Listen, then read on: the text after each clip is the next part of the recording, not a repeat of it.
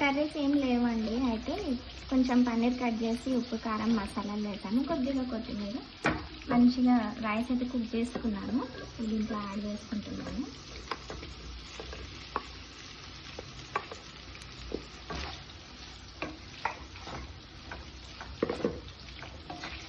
చాలా సింపుల్గా basic మసాలాలతోని curry లేనప్పుడు తొందరగా అయిపోయి పన్నీర్ ఫ్రైడ్ రైస్.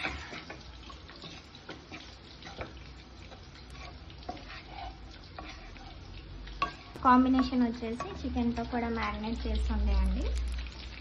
అయితే కొద్దిగా అయితే ఫ్రై చేసుకున్నాం దాంట్లో.